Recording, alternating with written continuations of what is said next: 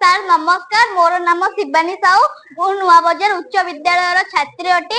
ଆଜି ଆମ ବିଦ୍ୟାଳୟ ଏକ ବିଜ୍ଞାନ ମେଳା ଅନୁଷ୍ଠିତ ହୋଇଥିବାରୁ ମୁଁ ଏକ ପ୍ରକଳ୍ପ କରିଛି ଯାହାର ନାମ ହେଉଛି ଆଧୁନିକ ନଗର ବା ସ୍ମାର୍ଟ ସିଟି। ପ୍ରଥମେ ସ୍ମାର୍ଟ ସିଟି କାହାକୁ କୁହାଯାଏ? ଯେଉଁ ସହରରେ ଆଧୁନିକ ଢଙ୍ଗର ଚଳଣି ପଦ୍ଧତିରେ ନାଗରିକ ମାନଙ୍କୁ ଉତ୍ତମ ଶିକ୍ଷା ଦିଆଯାଇଥାଏ ତାହାକୁ ଆମେ ସ୍ମାର୍ଟ ସିଟି ବୋଲି କୁହାଯାଇଥାଏ। ଏହାର ମୂଳ ଉଦ୍ଦେଶ୍ୟ ହେଉଛି ଉତ୍ତମ ନାଗରିକ ଭାବେ ଗଢି ତୋଳିବା। 2015 ମସିହାରେ ଆଧୁନିକ ନଗର ବା ସ୍ମାର୍ଟ ସିଟି ଗଠନ କରାଯାଇଥିଲା, ଯାହା ଫଳରେ ଭୁବନେଶ୍ୱର ଏକ ପ୍ରମୁଖ ସ୍ଥାନ ଅଧିକାର କରିଛି।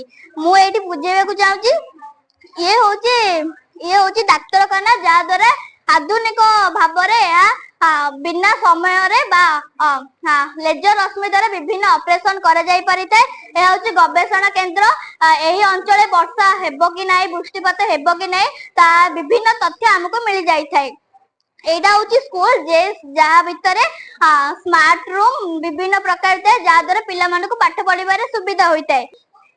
ଏଇଠି ଏକ ସ୍ମାର୍ଟ ସ୍କୁଲ ଅଛି, ଯେଉଁଥିରେ ସାଇନ୍ସ ଲ୍ୟାବ, ଲାଇବ୍ରେରୀ ଇତ୍ୟାଦି ବିଭିନ୍ନ ଅଛି, ଯାହା ଦ୍ୱାରା ପିଲାମାନଙ୍କୁ ପାଠ ପଢିବାରେ ସୁବିଧା ହୋଇଥାଏ। ଏଇଟା ହଉଛି ଆପାର୍ଟମେଣ୍ଟ, ଯାହାର ବିଭିନ୍ନ ଉପାଦାନ ଥାଏ। ଇଏ ହଉଛି ସୋଲାର। ଏବେ ଆମେ ଜଳରେ ଓ କୋଇଲାରେ ବିଦ୍ୟୁତ ଉତ୍ପାଦନ କରାଯାଇଥାଏ। ଏହା ଛଡା ଆମେ ଘରରେ ସୋଲାର ଲଗାଇକି ମଧ୍ୟ ବିଦ୍ୟୁତ ଉତ୍ପାଦନ କରାଯାଇ ପାରିବ।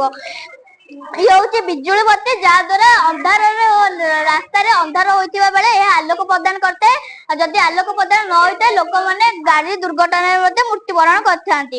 ଇଏ ହଉଛି ସଂକେତ, ଯାହା ଦ୍ୱାରା ଏଠି ତିନୋଟି ସଂକେତ ଅଛି। ଫାର୍ଷ୍ଟ ହଉଛି ନାଲି ବତି, ଯାହା ଦ୍ୱାରା ଗାଡି ରହିବ, ଓ ଦ୍ୱିତୀୟ ହଉଛି ହଳଦିଆ ବତି, ଯାହା ଦ୍ୱାରା ହଉଛି ଗାଡି ଯିବା ପାଇଁ ପ୍ରସ୍ତୁତ ହବ, ଆଉ ଥାର୍ଡ ହଉଛି ସବୁଜ ବତି, ଯାହା ଦ୍ୱାରା ଗାଡି ଯିବ।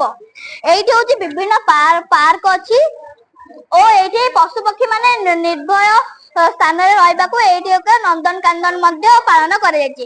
ଆପଣ ଭାବୁଥିବେ ସ୍ମାର୍ଟ ସିଟିରେ ଗଛ କମିଯିବ?